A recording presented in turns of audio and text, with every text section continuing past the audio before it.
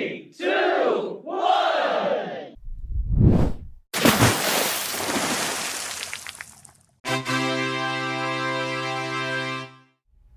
Hey there guys, it's me, Jake, and unfortunately, this has happened before, but I thought I'd let you guys know at the beginning of the episode. Unfortunately, during the recording of a good portion of our John Wick 1 conversation, during the recording, my SD card had filled up. I thought that it would save that audio file, but instead it completely erased it, and we just didn't notice it at the time. So unfortunately, a decent portion of our John Wick 1 conversation is completely gone, but we did save a good portion of it, as well as having the entire conversation for John Wick Chapter 2 intact, which is good. And honestly, if this were going to happen to any of these 4 John Wick movies, I think we had the least to say about the first film. So I hope you guys enjoy the rest of the episode. Hopefully this doesn't happen again. Sorry guys, we ran into a little bit of technical difficulties there, aka my SD card filling up. But we were just about to discuss Keanu. Yeah, so I wanted to kind of see how you felt about Keanu as an actor in general, and then into these movies. How do you think he does? Because I was struggling with this myself a little bit. I think we had mentioned it on our first and second episodes when we were discussing The Matrix. I definitely think that the John Wick movies use his skill set a little bit better than the Matrix movies do. They just know his strengths a little bit more as an actor and like where they lie. And it's usually in like smaller chunks, subtler bits of dialogue, or just like those kind of fun, cheesy one-liners he really nails. Like you buy into him as this like lethal assassin, but there are parts of the movie where it requires him to get a little bit more emotional and to show a little bit more range, and he doesn't quite hit those notes as well, in my opinion, but not enough to ever like ruin the movie or the experience. Right. But, you know, the crying scenes towards the beginning with him are not the best per se. But would you say that is better than some of his line reads are like really distracting? And I get so like I think the filmmakers of this were smart, and I think it's not really cheating, but it's kind of cheating. They they really made this for Keanu, and I wonder if it's because he's not the strongest actor, like he hasn't been the strongest actor in his whole career, but like he's kind of like played up as like this awkward guy that like almost doesn't really know how to interact with like human beings. It seems like he knows mostly like when he's in like battle, like that's when he really like knows how to like act. So like when he's talking to say like Winston in the club, and he's just, I don't know if they did it on purpose, or I don't know if that's just Keanu, like how he like awkwardly says things. Do you think that they mainly just played up that's how John Wick is? He's kind of like awkward in social interactions because Keanu like acts like, I don't know. That's where there's sometimes it works, because one of my favorite bits in the first movie is just like, and it'll kind of play out through the rest of the films too, but especially in the first one, just the funny interactions he has with the people in this world, and like even some people who aren't necessarily in the world of the assassins, but just like his interaction with the cop Jimmy, I think is hilarious. And after the shootout, and he shows up at John's door, and he's like, "You working again, John?" And I like that they kind of like eliminate that whole thing of like why aren't the cops a factor in the story? I like that they kind of get it out of the way. Like there's an understanding with like the police and the underworld that they kind of just go their separate ways. Well, the issue is seemingly in this entire world that nobody cares, because there's like several shootouts throughout these movies that are happening in like very crowded areas. Yeah. Especially when people are like dancing in clubs. Dude, they love dancing more than anything. They just continue to dance. They love dancing. Like that is... Someone will get like a sword to the head in the middle of a club, and the people will notice, react, and then continue to dance. Yeah, I'm going to really talk about it in the fourth one, because it was driving me insane. But yeah, by that one, I think I just accepted it. But no, there's some really, we had kind of brought up like I do think the cinematography, one thing that I noticed the most in this one, in comparison to the other three, is that while the action is incredibly well filmed in this one and the stunts and all of that stuff are really well handled, Keanu does a great job, as does the extras, the stunt doubles and whatnot. All of it looks really crisp, really clean, but the non-action scenes are a little bit stale in the cinematography department. That's where you get some of the color grading not exactly working with the tone of the scene, or it's just a little bit of boring in terms of like the framing choices. There's not really anything that kind of stands out. The lighting isn't great. It has this very desaturated look for a good portion of the first and second act, that doesn't look the best at times. But in the second, third, and fourth one, because they changed the cinematographer, I noticed in those ones, and I'll talk about it more when we get there, but just a lot more creativity in the non-action scenes while still elevating and maintaining that quality of action filmmaking where the action scenes look top notch. Because they mean, while they are great in this one, again, I really love that nightclub scene. I like how, they refer to, John as the Baba Yaga, the boogeyman or whatnot. And then there are scenes where he acts like John, or like kind of like Michael Myers, where he like emerges from the shadow and he acts all stealth and he's like quietly moving through the club. And these movies also really love EDM and like dance house music because they play that in a lot of the fucking scenes. But I think it kind of fits with like the aesthetic of the John Wick series. I'm into it. It works. I actually, yeah. Let me see here. Oh, speaking of little interactions, I love, because we talked about how the one girl, Adrian Palicki's character, she tries to assassinate John in the hotel. I love when the one older dude shows up. Like, he's just in like a white t-shirt and like his boxers. Oh, but yeah. He just walks into John's room and just has this very like casual, awkward interaction with John. Like you said, John Wick is, like you said, he's very like awkward around people, and like, I don't know if it's intentional or not. Maybe it is, maybe it isn't. But. Yeah. Do you like when he says yeah?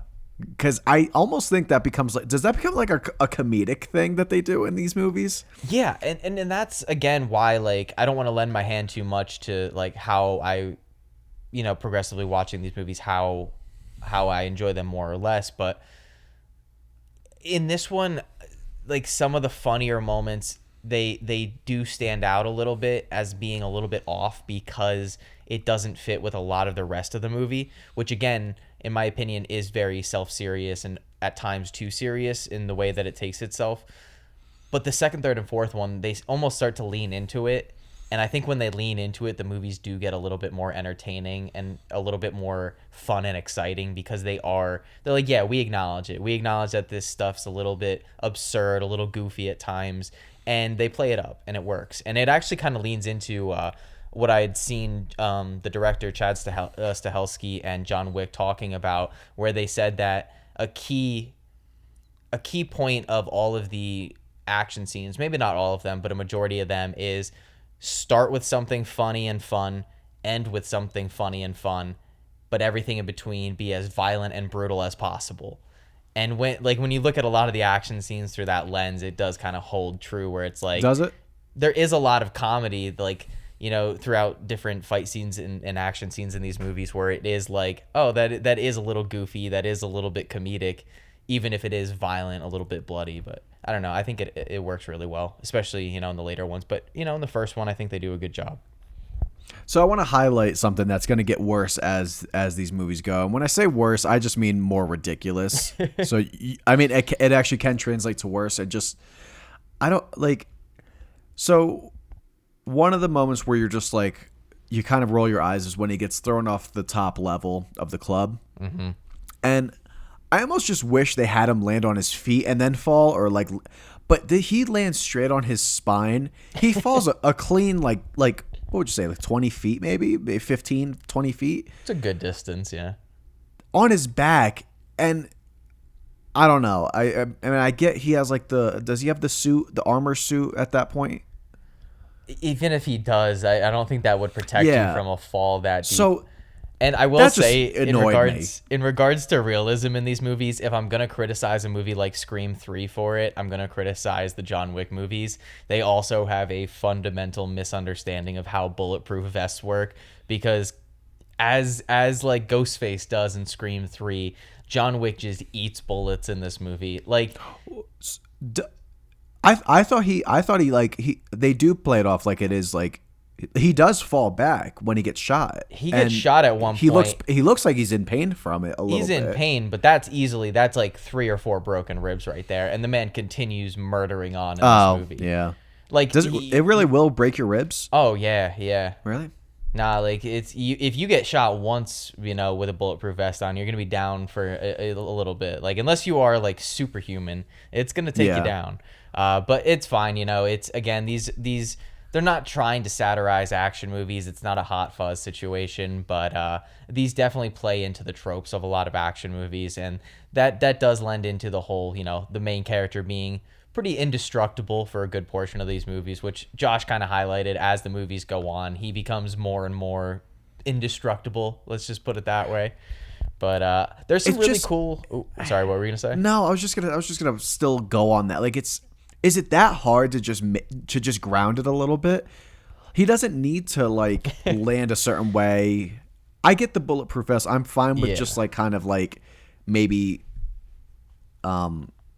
like exaggerating that a little bit, but I don't know. We'll get more into it as the films progress because they get worse. Yeah, they do. This one probably is the most grounded in a lot of the action, which is saying a lot because there's still some ridiculous stuff in this. But in terms of like some of the action scenes, we didn't dig into them too much, but we talked about like towards the beginning of the film when the assassins are sent to John Wick's house to kill him. That's like our first real action scene of the movie. It's pretty brutal. You get a lot of just clean, accurate John Wick headshots, but also the way the scene ends is kind of this one-on-one fight with a knife with one of the random goons. And there's a really cool shot where it's like kind of a lower angle, far away shot, and it just kind of does like this manual zoom as John is like fighting the guy, and like he does one of the things that I end up loving every time he does it in these movies, but it's when he has the knife close to stabbing someone, but they're using all their strength to like push the blade away from them, and he takes his other hand and just like bashes down on the blade, and all of that is happening. Meanwhile, the camera is just like slowly zooming in on this fight. So where it starts out as kind of like this wider medium shot, but ends up being like a very, very tight close-up shot of John just killing this guy, that like where they fill up the entire frame. I just thought that was like a nice little, kind of fun camera movement in that action scene. But a lot of fluidity in a lot of the action scenes, which will become like a staple of these movies. They just look really pristine and clean. I watched a whole video on this special ops guy, kind of like analyzing the scenes in all 3 of the John Wick movies, and he was kind of like rating different aspects of it on like a scale of 1 to 10. Yeah. A lot of them did get like low ratings. He acknowledges, he says this is choreographed really well. He's like speaking from like a military standpoint.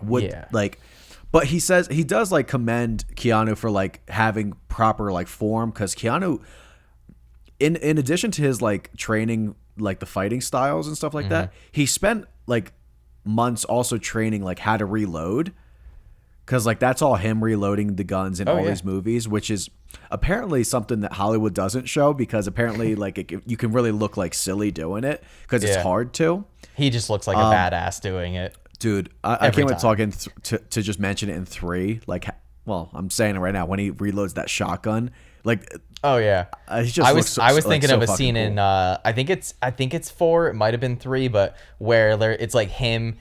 He's standing over a guy, and then there's another guy on the ground off to the or maybe the other guy's standing, but it's basically a race to see who can reload their gun faster, because all 3 are out of bullets. Yeah. And he reloads faster than both of them and ends up just doming both of them in the head. I think that's 3. I think that's 3. Yeah, it's gonna be probably, we watched all 4 of these movies and we're splitting it up into 2 episodes, but it's gonna be hard remembering a lot of what happens in each specific one. But for more so in like the style of this, one part I really liked was in the club when he's chasing Yosef, and he's fighting. It's like, I think it's in the beginning.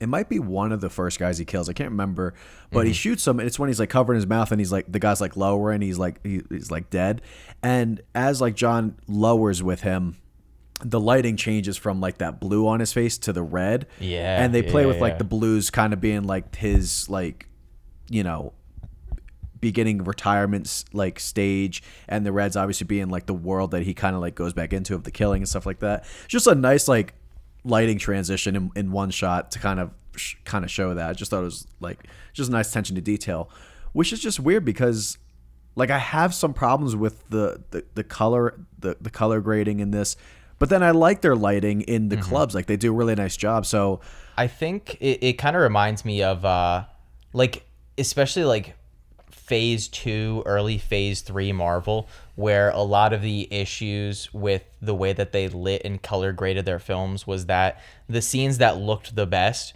were the scenes that were indoors using like neon or fluorescent lighting, but a lot of the scenes that take place outdoors or in less stylistic lighting tended to look worse, a little muddier, a little grayer. And, you know, again, this movie has that desaturated look, which I really think doesn't work in the film's favor, because the scenes that do look the best are like what you said, like the nightclub scene where there is a lot of those harsh dark shadows and a lot of those really bright neon lights that just really stand out and kind of like pop onto the image, which again, it's just like aesthetically pleasing.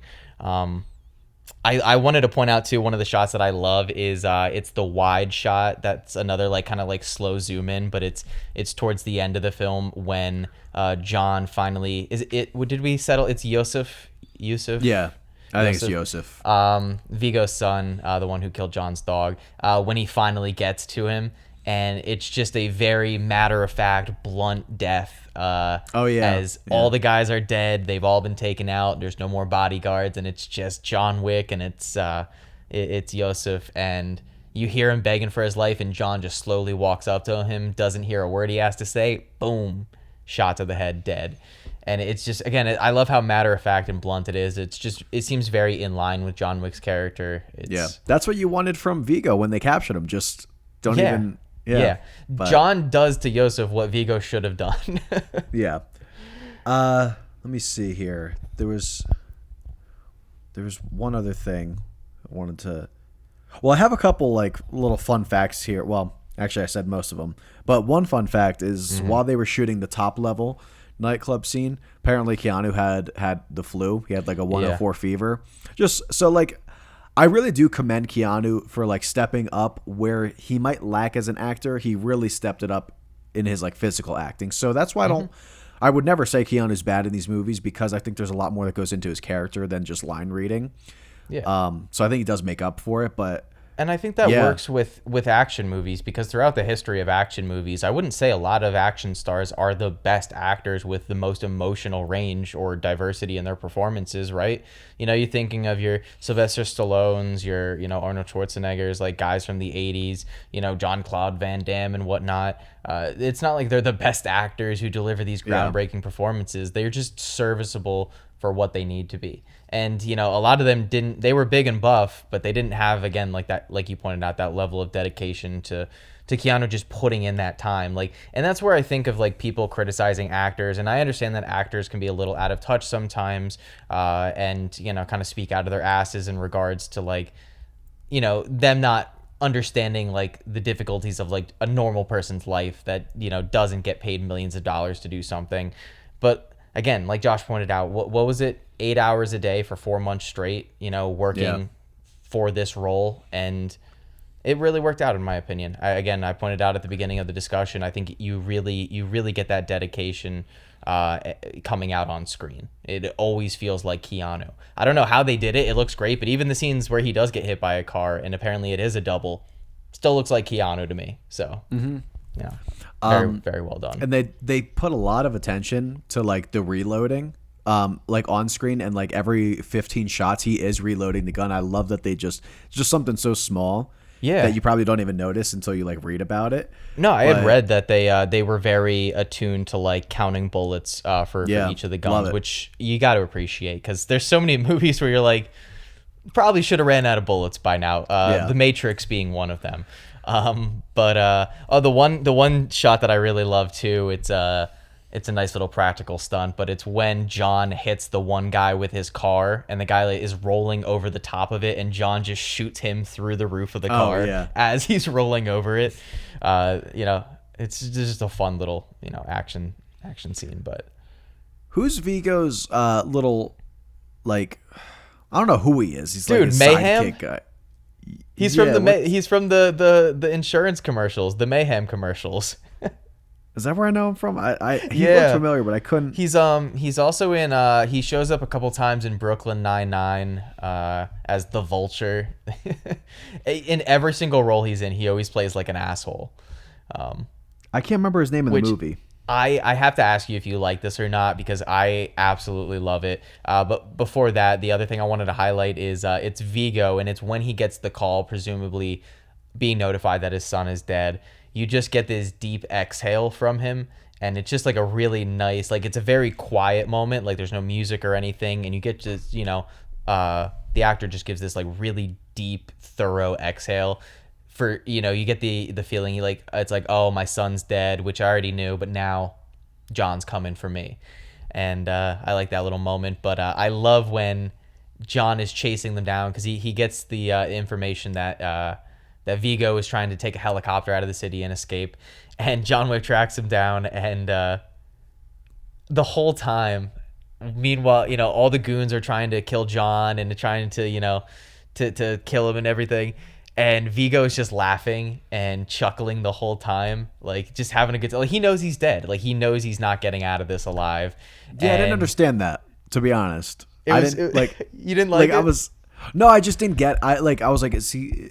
I think he's accepting his fate. I think he knows. He's like I think John, like, I don't know if he shoots the tire out on the car or like he like knock. I think it's when he knocks the one car off of the.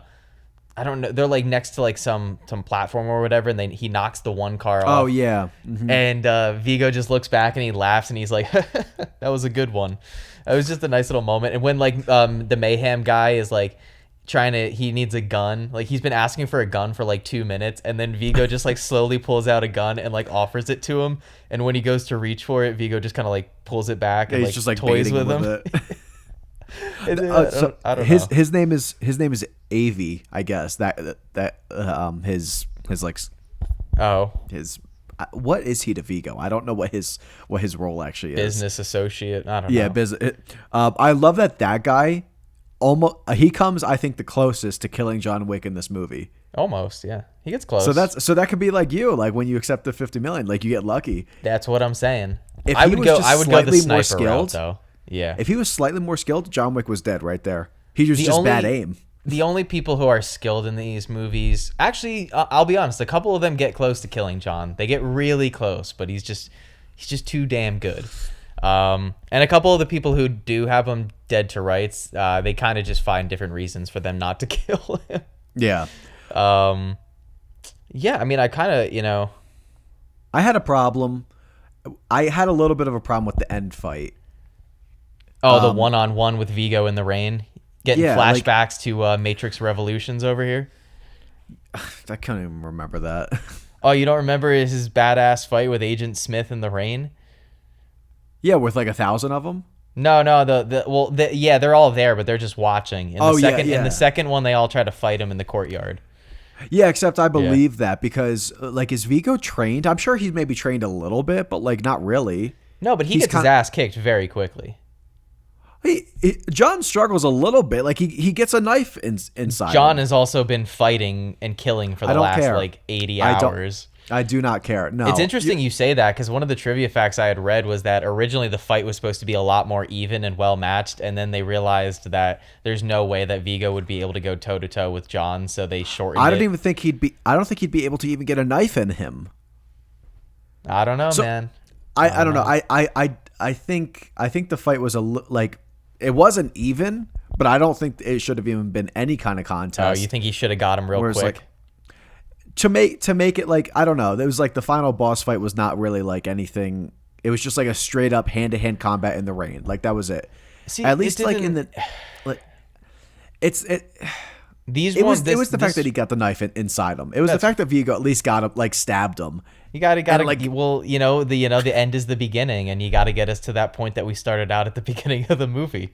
Yeah. No, I didn't have too much of a problem with it, because this first one, the most at least, felt like there wasn't a big boss. Like, he is the final villain, I guess you could say, but it's not like 2, 3, and 4 where you're like given like established characters that are like, oh, this is who John's gonna have to face in the end.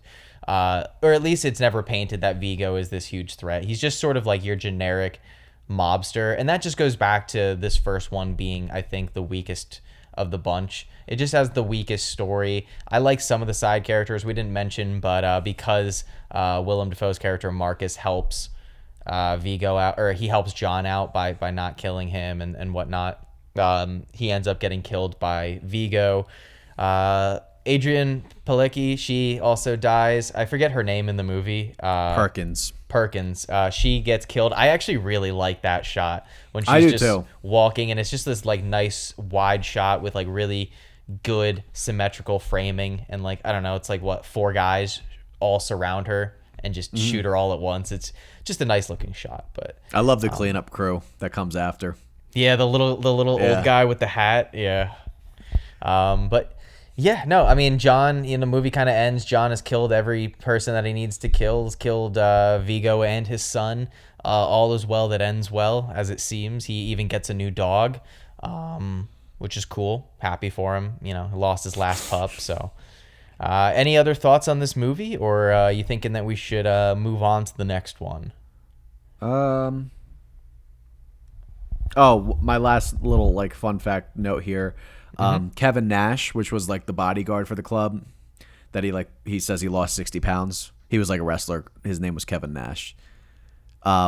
Apparently when he asks him how much, he says he looks like he lost weight. Yeah. I guess I thought it was neat that that was like him giving him like the code that there was like 60 guys inside or something like that, when he said like he lost 60 pounds. That was my last note that I had. Nice little thanks. Yeah. No, I like that one. But yeah, no, I think this one is the one I probably have the least to say about, probably just because the least amount happens. Has the most simplistic story. You get a little bit of that world building.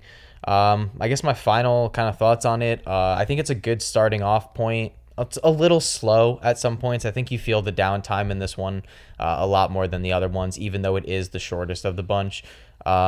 Entertaining enough, really good action choreography. They do a good job of keeping Keanu's dialogue to a minimum and not asking him to do too much in the acting realm other than like the physical stuff. I like how they establish his character. I like how they establish a little bit of the assassin world that you'll come to know in the next couple of movies with like the Continental. And we didn't talk about the gold coin thing, but that's kind of like their currency in the assassin world. And I like that little bit. But more stuff that we'll be able to talk about in the next couple of movies. But so any more thoughts? No. I'll trace back to this one a little bit more, because one thing I like that they do in this one that I feel like they stray away from a little bit in all the sequels is I like that you get more of like a fear instilled within John Wick and like his character. I know we talked about how like people, like how everyone just kind of, they build this like boogeyman kind of this aura around him, and that everyone just like goes after him like as if they can kill him. I think that escalates a lot more in the next ones, whereas like this one I actually feel like there's like almost a resistance compared to the next ones, where it's like they're a little bit more like hesitant or fearful of him. The next ones, it doesn't it feels like that fear gets kind of like lost. So I like that the first one kind of respects that and builds that a little bit better in this one. So that's something I do like in the first one compared to the next ones, and that's mostly because I think the next ones do a lot more better, I guess, than the first. So I'm trying to give a little bit more credit to the first one, where I think it does, I don't know, more attention to its main character. But aside from that, I'm ready to go into the second one. All right. We will be moving on to John Wick Chapter 2 in just a moment after this brief commercial break. All right. Thank you guys for holding during that brief commercial break. As always, you'd only get the actual commercial if maybe you're listening on YouTube and they decided to put an ad break there. So I don't really know. But either way, thanks for holding on. We are, of course, moving on to John Wick Chapter 2, again directed by Chad Stahelski. Budget of $40 million, box office of $174 million. Josh, would you like to guess the Rotten Tomatoes score? Let's go with a 88.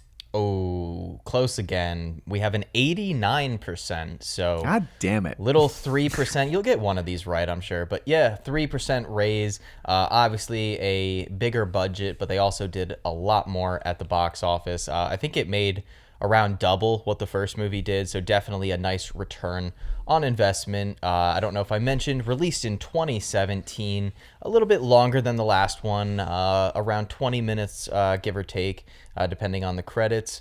And the synopsis goes as follows. After returning to the criminal underworld to repay a debt, John Wick discovers that a large bounty has been put on his life. So I don't know, if you ask me right off the bat, and I remember writing this in my notes, I don't even have to look, but the setup of this movie is already a little bit more intriguing to me. I think the kind of way that the plot unfolds is just a lot more interesting. You get more of that world, that secret underground assassin world. You get some more interesting side characters. I think the villain is a little bit more interesting in this one, and while I don't particularly love some of the dialogue scenes, sometimes they slow the movie down a little too much, in my opinion. I definitely like the dialogue scenes in the second movie a lot more than the first. That's kind of my starting thoughts on this movie. Not sure if you really agree with those. So you do like the villain more than the first one? I do. I'm not sure if I do. I just, okay, let's put it this way. I think that Michael, I'm going to try to pronounce that, Nyquist, guys, I'm sorry, I tried. Vigo in the first one. I do like his character. I like his little moments. Like I said, I like that little exhale that he gives when he knows that his son has died. I like how, we didn't really talk about it in the first one, but when he tries to call John the first time and he's like, John, now let's be, and before he can even, finish the sentence, John Wick hangs up on him, which I really do like. But I guess I like that this character in the second one, what's his name? Santino D'Antonio? Yeah, I think so. Santino D'Antonio. Santino, yeah. And the whole thing is to kind of, unravel the plot a little bit for you guys if you haven't seen it in a while or you want a refresher. We didn't really say spoilers, but it's a deep dive. You can't really do that without spoiling.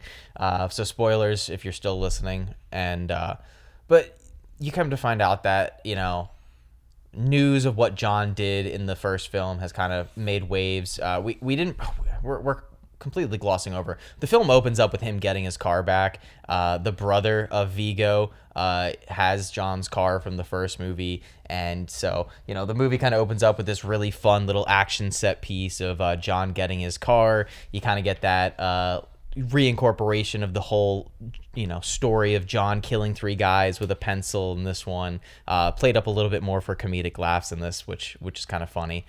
John gets his car back, yada yada, and then the character of Santino D'Antonio approaches him, and this is where you get a little bit more of that world building, and you kind of tie it back to the first movie a little bit, because in the first one it's said that John was able to get out of the assassin world. He was given an impossible task by Vigo, and he completed the task, and what he did that day basically was the start of Vigo's rise to power over New York. And they add a little bit to that in this one, and you find out that John was able to accomplish that task with the help of Santino D'Antonio in the way of a life marker, which means, I don't know, it's kind of like the life debt in Harry Potter with, that Snape does with Draco Malfoy's mom. But basically it's this little marker. You put your bloodied thumb on it, and it means that, you're doing something for someone and they have to repay it to you no matter what. And then you have to honor it no matter what. If you don't do it, you die. And so since John tipped his toe back into the world in the last movie, Santino D'Antonio shows up on his doorstep and says, listen, I helped you out once. I need you to help me out. I need you to kill my sister. I want to be on the High Council. When my dad died, he gave her the seat. I want you to kill her. And that really kind of sets you up for the rest of the movie. And going back to what started that little kind of, plot tangent is I think that Viggo is a more fun character as a whole. He has a little bit more of a fun screen presence. I like the performance a little bit better, but I like that this character in this one is a little more interesting in terms of the world of the story of John Wick. He might not have as much of a screen presence. The performance is a little stale at times. It's not as fun as Viggo, but I like that he's in this world a little bit more. He's trying to become a member of this high council. He's a little bit more involved in the plot. Michael Nyqvist in the first one, he's a cool character, but he's kind of just, another Russian gangster, like another Russian mobster. He doesn't really stand out. Yeah, so I don't know if it's like I don't think it's a problem with performance, although I do think Viggo is like better performed, and I think he is a lot more engaging just as a character. I think he has a little bit like stronger motivations. I get he's kind of like general mob boss, but he is driven with like the that kind of, I don't know. He's in this like okay, he's like trying to protect his son, but he understands that his son like fucked up. I like that there's like that conflict with him. I could see that. So I'm a little bit more engaged in the scenes that he's in. This one, I don't have that much of a problem with Santino, but compared to the villains in this, he felt a little weaker. This also kind of felt basic as like just someone that's just trying to seek more power, which I don't have a problem with that motivation, but it didn't feel as like developed. It kind of was just like, hey, I want the seat at the table, go kill my sister. And that's really it. And I don't really remember that many scenes of dialogue with him, I feel like. So I think he just stuck with me a little less. But I already said it. I do think that everything's elevated with how well it's done in this movie. Let me see here. So, but I will say something that bothers me. Yeah, go for it. John Wick kind of an asshole here, like don't do the marker if you're not going to own up to it. You did the marker and it was already acknowledged that like he's doing this, what it is. Yeah. I don't care if you're in retirement. He helped you get in retirement. So it's like you can't say, "Well, I'm in retirement. I don't do that anymore." Yeah, but you made the deal. Mm-hmm. If you help me get in retirement, I still am bound to you. So it's like I lose sympathy here for you, John. And also don't be dumb. You know the consequences here.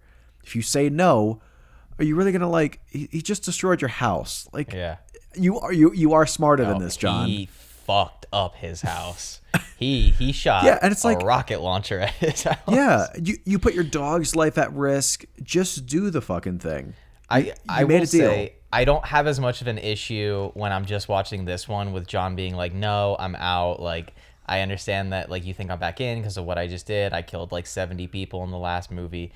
Which I did take this was what started my train of like, because he keeps saying I'm not that guy, and it bothered me in this movie because he's like, I'm not that guy anymore, and all I could think of was like, dude, you killed just so many people last movie, like I get it, you wanted to kill that Russian mobster and people got in your way, but you killed at least like, you probably widowed 30, 40 plus women. That's a lot of probably children that don't have a dad anymore. Like, you murdered a lot of people, so you are that guy. But that aside, now I lost my train of thought. What were we just talking about? Well, we're saying the marker and retirement. I'm not that guy anymore. It's because, and not. I don't want to jump too far ahead. And again, spoiler if you guys haven't seen the third movie. I would have less of a problem with John turning down a marker in this movie if he didn't try in the next movie to use a marker of his own with somebody else. Yeah. Yeah. They keep building on this marker more and more in these movies and how important it is. It's funny though, because like you think of traditional action protagonists and you want to believe that John is a good guy because Keanu is such a lovable figure. He's such a nice person seemingly. No controversies or anything. Just seems like an all-around nice guy, very charming. And with a protagonist, you want to believe that they're a good person. But if you hear like the director and like stunt choreographers and people like that, the writers talk about the character, they talk about the world of John Wick as like John Wick's not a good guy. He's killed so many people. He's a murderer. Like he's an assassin. Like he's not a good person. You want to believe he's a good person because you want to follow a good person around for 4 movies. But with John Wick, it's a lot of the times with a lot of the characters, more so discussing the 4th one because that's when they were discussing this concept. But it's more so just who's the least bad guy of the bad guys, you know, like who's the best of the bad guys. But the thing is, they also, I get he's not like a good guy in the sense of like, yeah, he kills a shit ton of people. That's the business he's in. Yeah. But he is like respectable. He kind of like he still has these morals that kind of keep him in check. They also mention it in the 3rd one when he does honor the code of like sparing people's lives that aren't in the world. He turns down a marker in this one, and then spoilers for the ending of the movie, he does like the one thing that you're not allowed to do. Yes. Yeah. But so he doesn't have morals. He doesn't follow the code. Well, no, that's my problem is, but they do build him in other ways of like being kind of like he does have a level of respect, and he doesn't just like blindly kill anyone in his path. Like in the 3rd one, when they're about to like face, square up, and it's like the line of kids and like people like kind of like break their I have an issue with that because while that scene is great, the guy who he's walking up to, he goes, "See, that's why you're special, because I wouldn't have stopped." And all I can think is, you both stopped. What do you mean you wouldn't have stopped? You did stop. You could have kept going. Well, he stopped for John because he respects John. I can't wait to talk about the 3rd movie in the next episode because I love that character. I forgot to look up that actor's name, but I really like that character. But that goes into even in this one. I had kind of brought it up when I was discussing my initial thoughts, but I like the side characters in this one a little bit more. And while I can totally understand your sentiment about Vigo in the first one, just having more of a personal investment in that story, and yeah, you could. I'm not gonna say Santino is like a great villain or anything. I don't think he's that great. I just like his kind of place in the story to where he's just kind of this shithead who wants to kill his sister for power. There's something really evil, manipulative, and fucked up about that. And I like him using this marker to put John in such a terrible place because John really, he doesn't really have any options in this movie. He can either accept the marker and kill a member of the High Table, which I'm pretty sure is also against the rules, you're not allowed to do, or he refuses the marker, which is also against the rules. So he genuinely has no options. I like that because of the character of Santino. It kind of sends John to Rome, which is we kind of talked about in the first movie. But New York is a fun little setting, but it's a little bit overused, a little bit cliche, especially in like action movies. Whereas in the following films, starting off with this one, you get really cool, fun locations. Like I love when John goes to it is Rome, right? Like I'm not mistaken in the second one. I think so. I have it. Rome. Okay, yep. So he goes to Rome and he goes to this like awesome nightclub. And you got this really cool sequence. I don't know why it stood out to me, but the one musician, she has like an electric violin, and it just sounds so cool while she's playing it as John is like sneaking through this like nightclub setting. And then you get one of my probably favorite dialogue scenes in the entire franchise, but it's with Santino's sister, who, again, John is sent to kill. But she just has this like really powerful back and forth with John, and the way that scene kind of ends, I just found to be one of the more poignant scenes in the entire franchise. That was Keanu's idea, that scene in the bath. Really? I heard. Yeah, I that's all I read. I didn't really read why he wanted that in there, but yeah, there's that really nice moment where he holds her hand. Mm-hmm. That thought like just now. Her whole thing is that she wants to die by her own terms, kind of thing. Yeah. Right. Like, I mean, I guess John Wick's there. You kind of don't really have any recourse. So I was like, it just felt so quick that like when you're introduced, it's like immediate death that she like does to herself. It is, so I was just like, the bluntness of it, I think, kind of really works with the scene because I forget who the actress is, but she just gives such a strong performance, in my opinion, and just the way that her dialogue is written and how she executes it. It just really stands out. Again, as I said, I'm not like the biggest fan of kind of the slower scenes in some of these movies. I think they sometimes last a little bit too long, or it just doesn't feel like it has a lot of purpose to it. But I love that.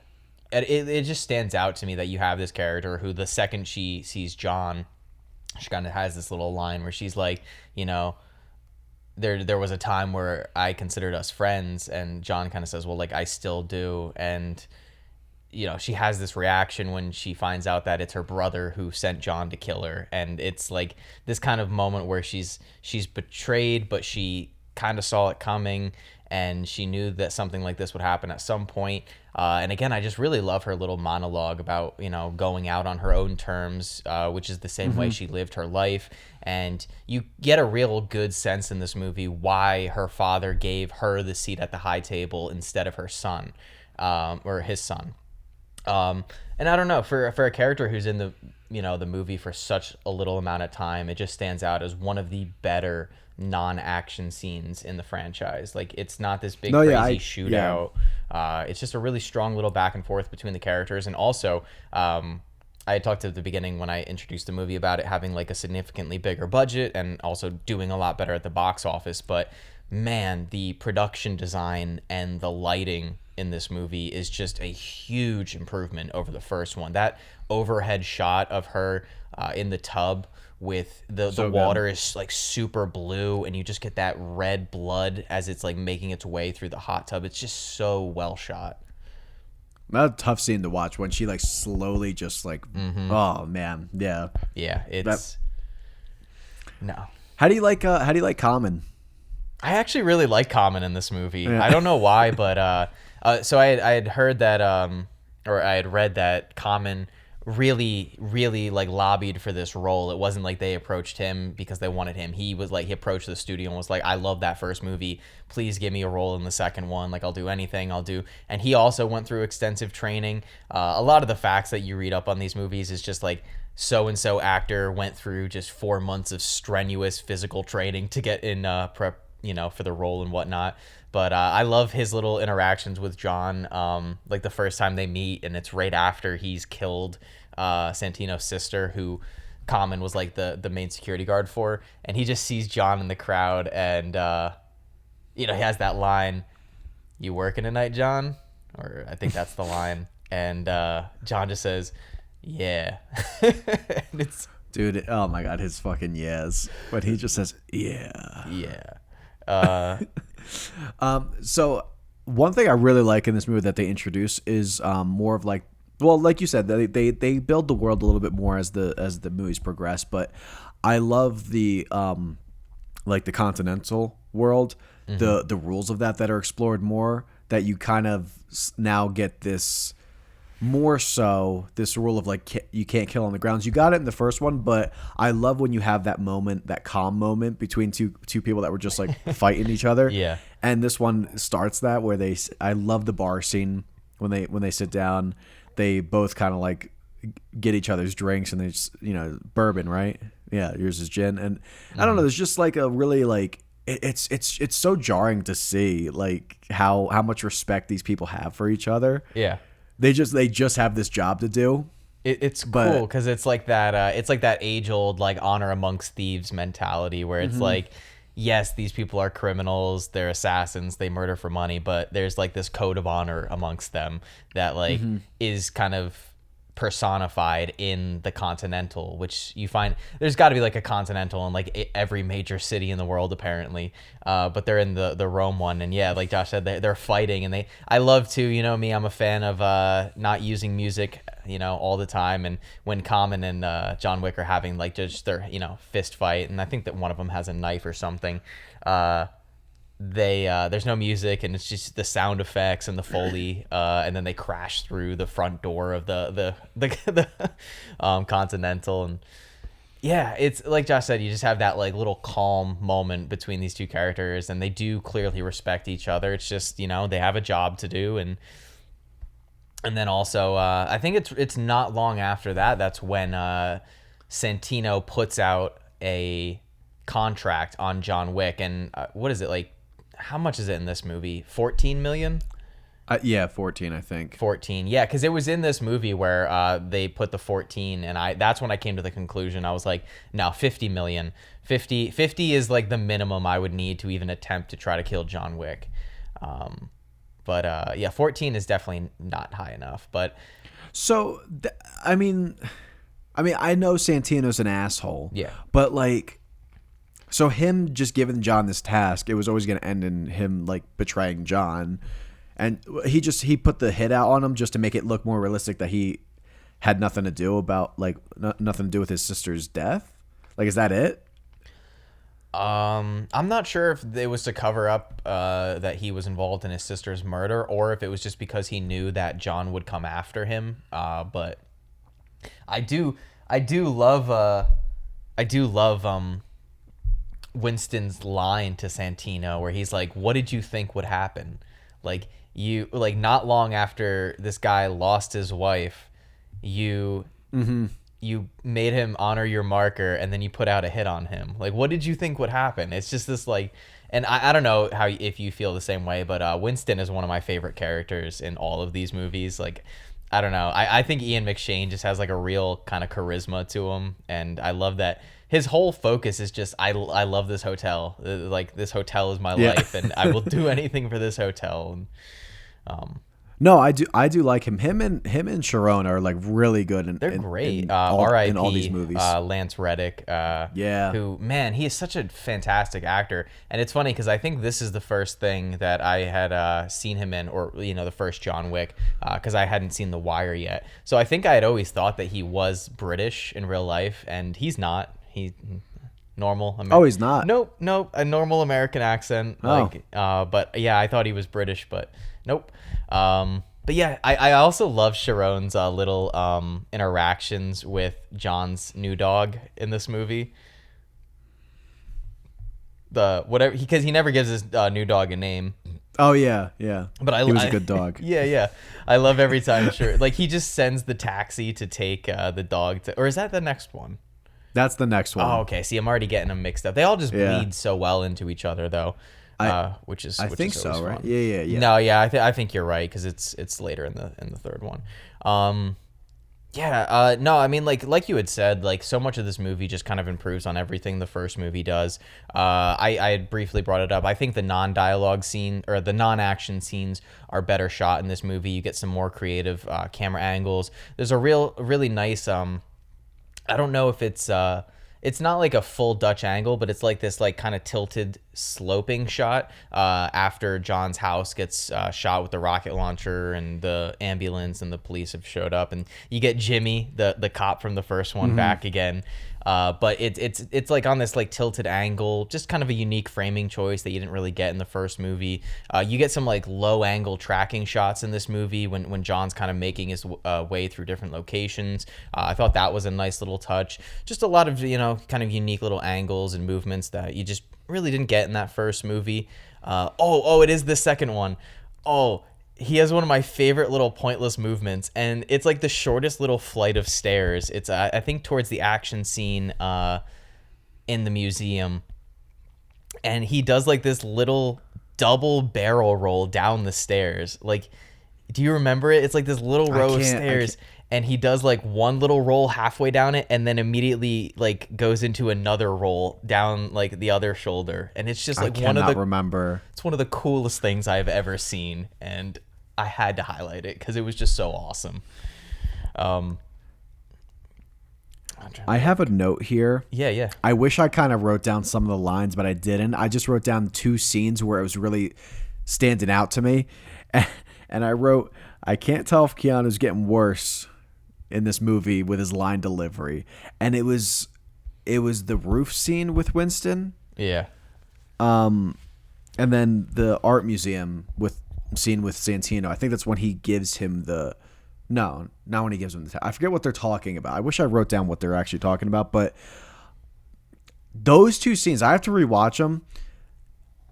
I was really distracted with how Keanu was reading these lines. Like, it felt worse than the first one, any of his lines in the first movie. And I was like, man, but like, it's not all the time. It's like sometimes it's really, really noticeable that he's like, it's like he's struggling to say the words. I think he struggles the most in these movies. I actually had the most problem with him in the first one. And I just think it's because the second, third, and fourth film, again, they lean into the, I don't want to say campiness, but they definitely lean more into his awkwardness as a character. And I think he does the worst as an actor when he has to convey a lot of strong emotion other than like anger. Like when he has to be like really sad or really dramatic, that's when I think it doesn't land properly. But when he has to like show like a little bit of emotion, but it is just like a cool line or a funny little one-liner, I do think it works. Like one of my favorite like little Keanu moments in the movie is, I think it's towards the end. I think it's when he's talking to Lawrence Fishburne's character, which we didn't really say, but Lawrence Fishburne joins the movie, a little Matrix reunion. If they're gonna do a John Wick 5, I don't know if they are. There's been like talks of it. They got to get Carrie-Anne Moss involved. Like if she's not in, if Trinity's not in it, I'm not buying a ticket. Is it the Keymaker's in this one too? He's also in the third, but doesn't he make his appearance in this one? Yeah, from I think, Matrix. Yeah. I think you're right. I forget which character he plays though. Yeah, I forget when he's in this one. I just remember him more in the third one. Yeah, as like the doctor. Right. Yeah. It's the doctor. Yeah. The doctor character, who's also I love that little interaction. I think that's the third one though. But yeah, so he runs into Lawrence Fishburne, and Lawrence Fishburne self-described the character as the king of the underground below the underground. So he's like, there's like the whole like assassin world, and then there's like the seedy underground world below that, and he's kind of like the king of that. And he's the one who kind of gives John Wick the gun, because at this point, wait, no, it couldn't have been 14 million because the contract was 7 million at that point, right? Because that's why he gives him 7 bullets. It might have been 14 at the start of 3 then. Yeah, in 3. Okay, yeah. Okay, so in this one he's at, so 7 million is definitely not enough. But Lawrence Fishburne gives him 1 gun, 7 bullets. Each bullet represents $1 million because the contract is 7 million. And but before that, you get one of my favorite little exchanges, and Keanu says, "You want a war or you want to get me a gun?" And then Lawrence Fishburne immediately says, "Somebody please get this man a gun." Oh, my opening quote, which was my favorite line in the movie, is when he asked one of his associates, he's like, "What's the contract for John Wick at right now?" And his associate goes, $7 million. And that's when Lawrence Fishburne goes, "Damn, we going to Applebee's after this." I don't know why. But maybe it's because I was a little delirious. It was after a long work shift when I watched this movie, which thank God, because we'll get into it with the fourth one. But 1, 2, and 3 are all rather short movies. That is not the fourth one. But yeah, no, again, like there's... Like, again, you really feel the budget, in my opinion, in this movie. You see where the money went. The stunts are better. The action set pieces are improved. The visual effects are even better. I was really impressed with the production design. You get some really cool locations.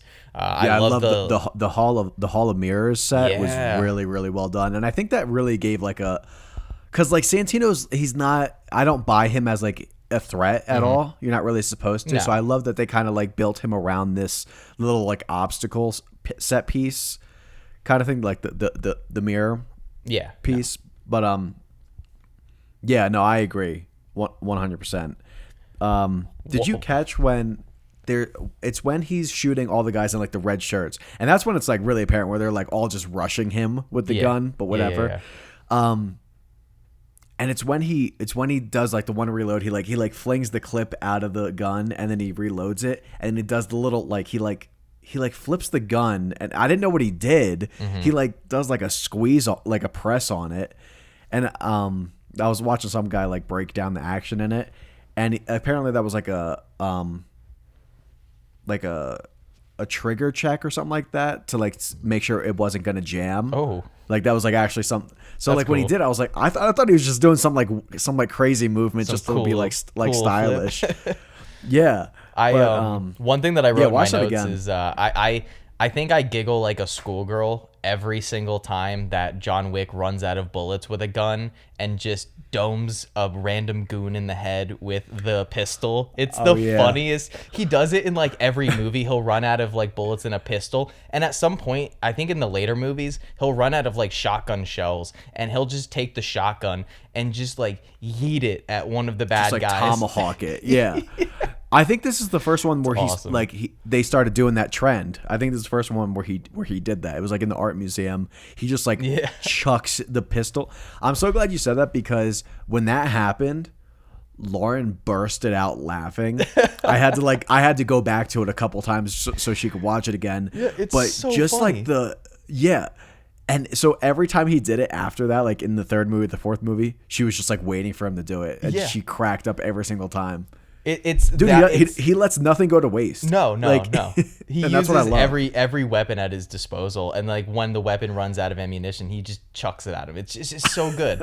It's like that, and I also love when he like reloads while like especially when he has a shotgun and he reloads the shotgun, but it's like he runs out of bullets when the guy's already on the ground, so he'll just press the shotgun barrel to the chest of the bad guy, like pinning them against the ground while he reloads. And every time he does that, all I can think of is that may be one of the most like terrible ways to die, just like John Wick standing over you, reloading over top of you while you're just waiting for him to reload to die. That sucks. That does suck. Like at least the other guys like who are far away from him, they just they usually just get shot in the head. Well, in the third movie, some of those deaths are like fucking wild, but in the first and second one, it's a lot of just shots to the head.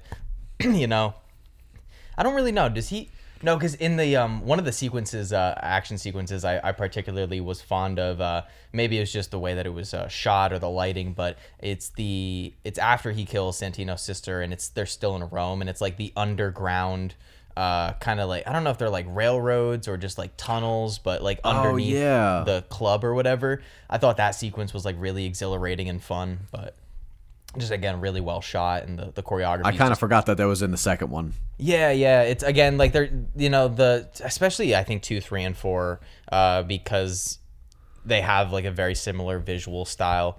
I think I'm not mistaken. I think the same cinematographer stays on for 2, 3, and 4, but the first one is the only one that had a different one. I will say, even though I don't think this movie is badly paced, by any stretch, I think that some of the scenes could have been cut down a little bit. And that goes for the action too. I think some of the action sequences maybe could have been trimmed. You cut down a little bit on some of the slower dialogue scenes and make it a little snappier. What I'm saying is I think this movie could have been an hour 45 and it would have been maybe even a little bit better of an experience, but nothing terrible, nothing that detracts from the overall enjoyment.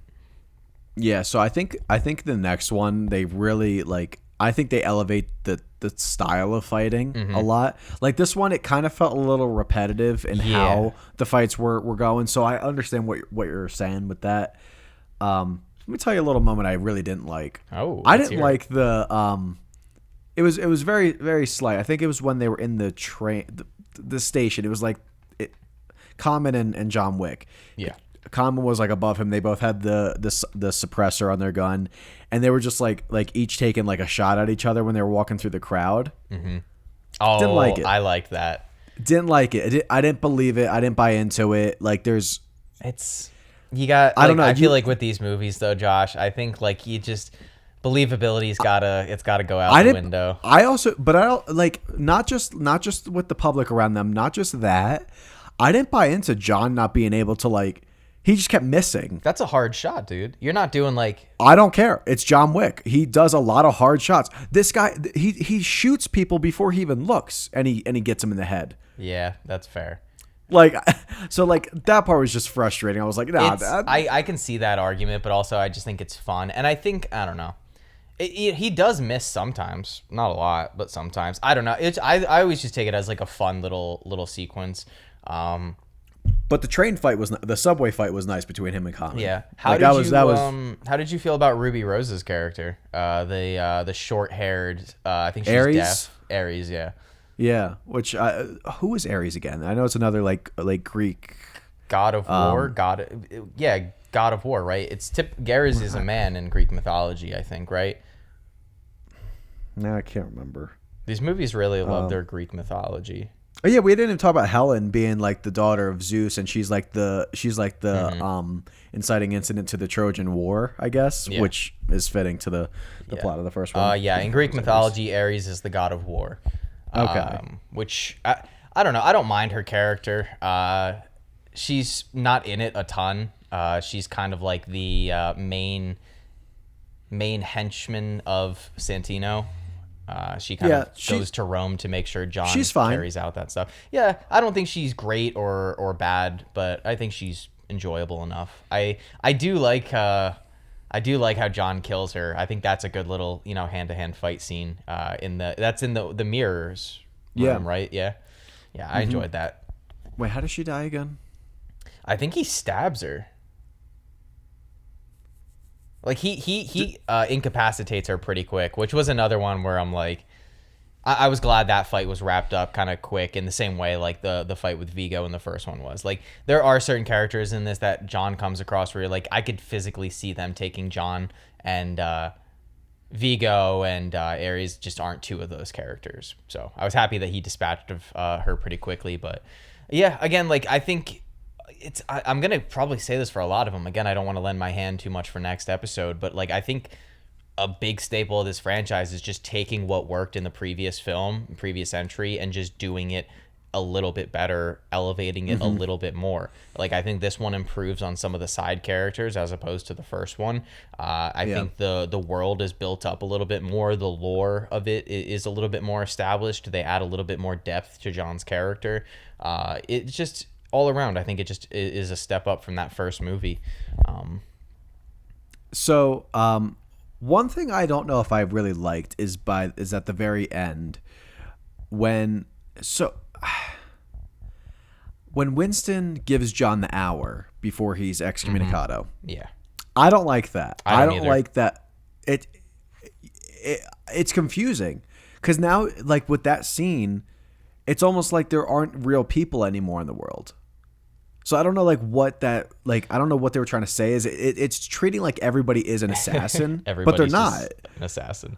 Like, because I mean, like even Chad says, like a lot of people like aren't assassins in this world. Yeah. But the second one, that kind of like tells me, okay, everyone is. It's like everyone's like kind of working under the table.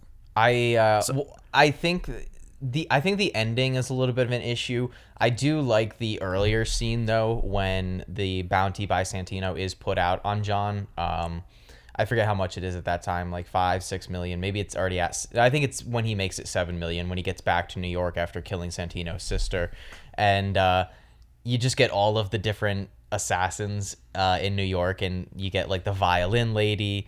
Who she was actually, I believe, the stunt double for Ruby Rose in a lot of the action scenes. Oh, really? Yeah, so she got to play. And that's Chad Stahelski's wife too. So nice. So they're both kind of like stunt people, which I think is kind of cute. I like her. I like the really big, chubby Asian guy. Yeah. Who somehow John shoots through the top of the head, and is still moving after that. Like that guy eats bullets, no pun intended, but like I love all those little ones, and I again, that's what kind of leads John to going to Lawrence Fishburne's character and whatnot, and that's how he gets the gun to go kill Santino. But yeah, I get what they're trying to go for with the ending. They're trying to build up hype and build up anticipation for the third movie, so you get that kind of like really dramatic building music as John and his dog are like making their way through New York, and like the day is getting darker and darker. And I think it does bleed really nicely into the third movie, but like story wise, I think if you excommunicate him, give him less time, give him 15 minutes. I don't like giving him an hour. Like, I think if you're like, if you have Winston say, you're excommunicado, all I can give you is 15 minutes, and have the movie end like that, I think that works better. I think you get a shorter second movie, and I think like the pacing is a little tighter. Again, I really think this movie could have been like 15 minutes shorter, and it would have been probably a tighter movie. So you didn't have a problem then where he like kind of gives like the signal to let him know that everyone like kind of freezes and looks at him. You didn't mind that? No, because I think that adds a little bit to Winston's character. I just don't like giving him that much time, and I don't like it. Again, it just adds to the length of this movie, which I don't think. Maybe if the movie was shorter and you had that ending, it would have worked in like the film's pacing a little bit better. But I don't get how giving him a different time frame shortens the movie though, because that was at the very end that he just says, "I'm giving you an hour." Yeah, but then you get like a couple minutes of him walking through the city and like moving, and I don't know. I also just feel like it feels a little bit stupid on his part, because like that ends up, and we'll talk about it a little bit more in the next episode when we discuss chapter 3, but it just feels like Winston should be a little bit smarter in that situation. Like, no, he probably should have known that hour would come back to bite him in the ass, but I don't know. Well, any time would have. That's the thing. Like, I don't think it would have mattered if he gave him 15 minutes. It would have been the same. Yeah, I guess you're right. I don't know. Maybe I just have like an issue with this movie's length. I think it could be a little bit snappier, or maybe just make the dialogue scenes a little bit more interesting, as we'll come to see in a little bit. But. Yeah. My only problem with the end was just that you set up this world that everybody's an assassin, and I don't like that, because it doesn't make sense, because it doesn't continue that. Or kind of like it does and it doesn't.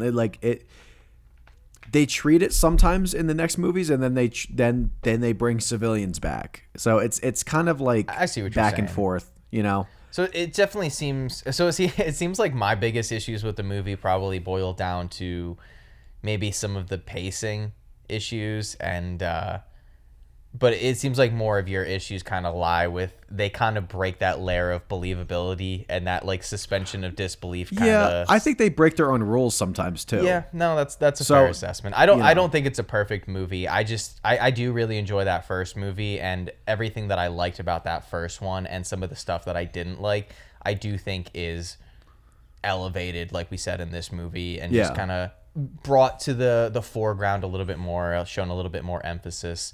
I like, just like with these movies, slowly building this like world of assassins.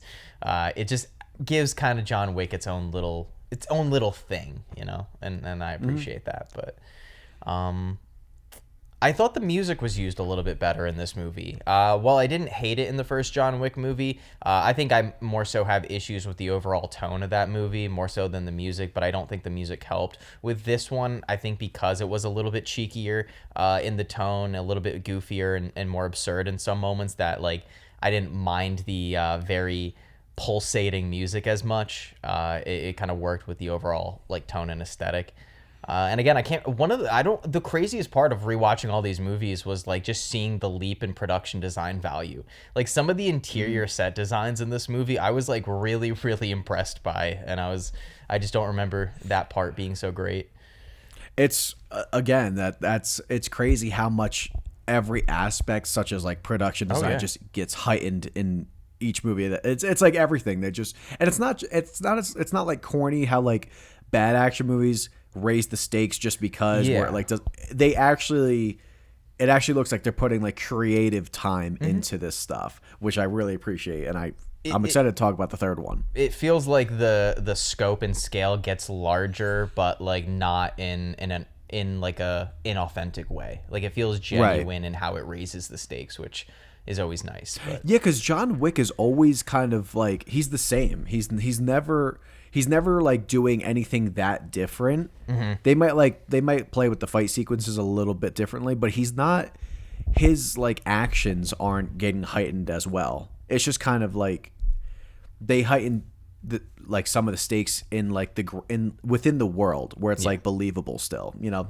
So I do appreciate that it doesn't lose its focus in its character, where it's like having him do extra ridiculous shit. Like I don't know, like you could easily make the mistake of having him now I don't know, fucking utilizing like fucking helicopters and shit like that, like stuff like that. It's it's like John McClane in the first Die Hard. That Right. feels very grounded and realistic.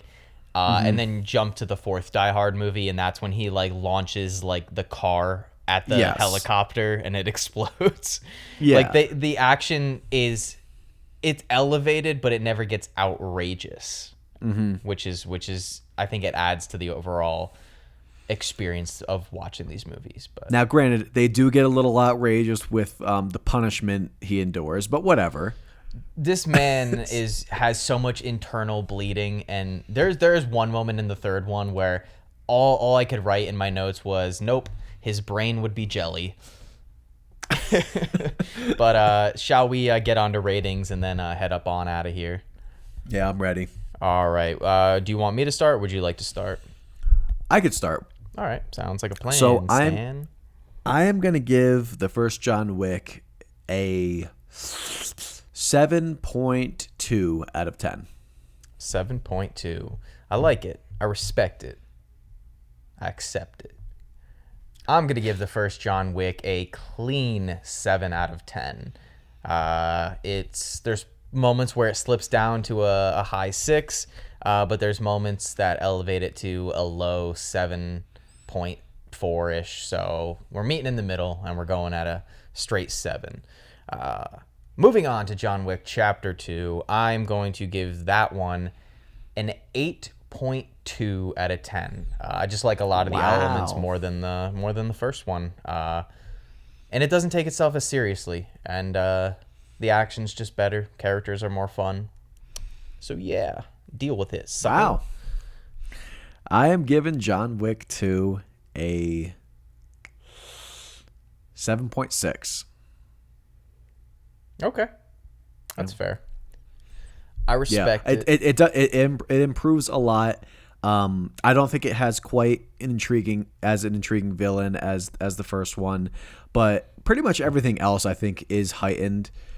But I don't know if I'd put it across that like 8 territory where it's like great. You know, it's like I think this is a great action movie, but there are some things that bother me that kind of like still kind of keep it in that in that mid 7 range. Yeah, I think with these movies, especially from 2 on, I think I kind of just give myself over to the ridiculousness. Like if I really sat there and was like concerned about the amount of punishment that John takes in these movies, and like if I let that impact my score too much, it just would really take away my enjoyment of these. Yeah, none of that actually like I thoroughly enjoy all 4 of these movies. Yeah, of course. I think I struggle with allowing that to not affect my score, and not that it affects it that much, but yeah, no, it's understandable. Yeah. I also just think like my enjoyment aside, just like the technical aspects of this movie are like really strong. Even just like the sound design of the bullets, which we really didn't get into the sound design too much, but like the Foley that they use with all of the different guns and you know, sound effects and stuff is really well done too. Really good soundscape. But before we get out of here, Josh, I have one question for you. Lay it on me. Why didn't Han Solo like his burger? Why? Because it was too chewy. Oh. That's pretty one. good. Yeah, I like that's that pretty one. good. I like that one.